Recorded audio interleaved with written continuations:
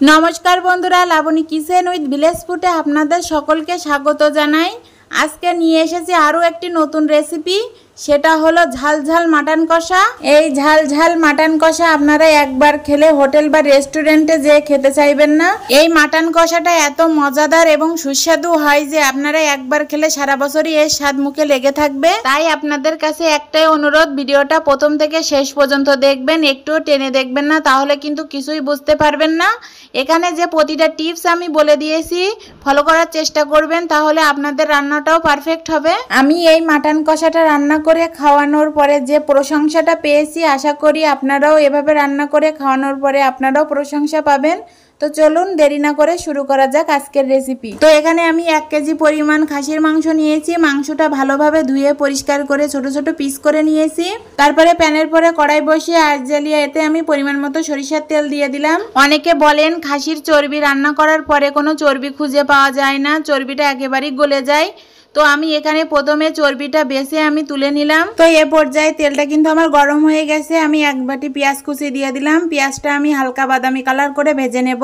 এখানে আমি ফোড়নে 2টো তেজপাতা, দারচিনি, এলাচ, লবঙ্গ আমি দিয়ে দিলাম। দিয়ে ভালো করে আমি নাড়িয়ে চাড়িয়ে নেব।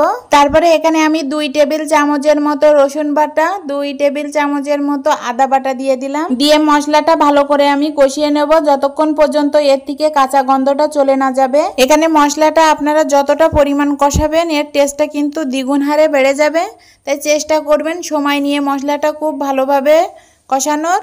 আর এখানে চুলার আঁচটা কিন্তু লো আঁচে করেই কিন্তু কষাতে হবে, না হলে মশলা সব পুড়ে যাবে। তো এখানে পেঁয়াজ, রসুন, আদা এটা আমার ভালো মতো বাদামি কালার করে ভাজা হয়ে গেছে। এ পর্যায়ে আমি পরিমাণ মতো লবণ, পরিমাণ মতো হলুদ, এখানে 2 টেবিল চামচের মতো জিরে মরিচ বাটা, 2 টেবিল চামচের মতো শুকনো লঙ্কা বাটা আর 2 টেবিল চামচের মতো ধনে বাটা দিয়ে দিলাম। দিয়ে মাংসটা খুব ভালোভাবে আমি মাখিয়ে নেব মশলার সাথে। বেশ সময় নিয়ে কিন্তু মশলাটা মাখাতে হবে। মাংসটা কিন্তু মশলার সাথে আমি এখানে 5 মিনিট ধরে ভালো করে কষিয়ে নিয়েছি। হালকা হালকা গায়ে লেগে আসছিল। এই পর্যায়ে আমি মশলা ধোয়া জলটা দিয়ে দিলাম অল্প করেই। তো মশলা ধোয়া জলটা আর মাংসটা ভালো মতো আমি নাড়িয়ে চাড়িয়ে আরও কিছুক্ষণ আমি কষিয়ে নেব। মাংসটা যত বেশি কষাবেন খেতে কিন্তু তত বেশি ভালো লাগবে। এ পর্যায়ে একটা ঢাকনা দিয়ে আমি 5 মিনিটের মতো রান্না করে নেব। তো 5 মিনিট পরে ফিরে আসলাম। তারপরে তলার দিক থেকে ভালো মতো কিন্তু নাড়িয়ে চাড়িয়ে দিতে হবে। এ পর্যায়ে আমি 1 চামচের মতো কাশ্মীরি লঙ্কা দিয়ে দিলাম জাস্ট কালারের জন্য। আপনারা কিন্তু এটা বাদও দিতে পারেন, তবে দিলে একটু কালারটা ভালো আসে, এছাড়া আর কিছুই না। তারপরে মশলাটা আমি বেশ ভালো করে আমি আরো কিছুক্ষণ নাড়িয়ে চাড়িয়ে কষিয়ে নিলাম। তারপরে আমি আবারও একটা ঢাকনা দিয়ে আরো 5 মিনিটের মতো কষিয়ে নেব। তো দেখেন 5 মিনিট পরে তেলটা কিন্তু অনেকটাই ছেড়ে দিয়েছে। মাংসটা কষাতে কষাতে কিন্তু আমার অর্ধেক রান্না হয়ে যাবে। তো এ পর্যায়ে আমি আরো অল্প একটু জল দিয়ে দিলাম। দিয়ে আরো 10 মিনিটের মতো আমি কষিয়ে নেব। জলটা দিয়ে আমি আরো কিছুক্ষণ কষিয়ে নেব। তো এই পর্যায়ে আমি আবারও একটা ঢাকনা দিয়ে কিন্তু বেশ কিছুক্ষণ মতো আমি জাল করে নেব।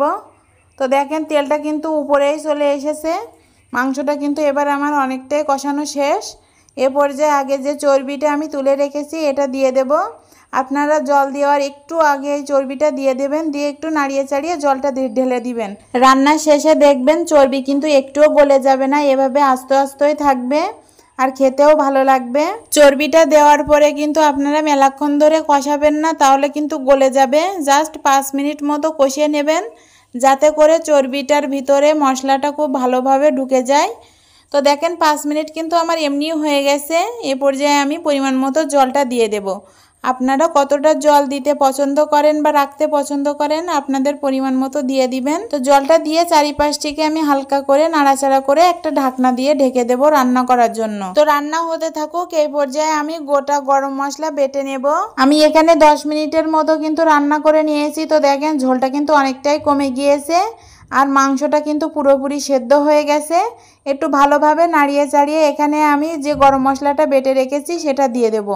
দিয়ে মশলাটা আমি মাংসের সাথে খুব ভালো মতো মাখিয়ে নিয়ে একটা ঢাকনা দিয়ে দমে দিয়ে দেব। আর চুলার আঁচটা কিন্তু একদম লো করে রাখবো।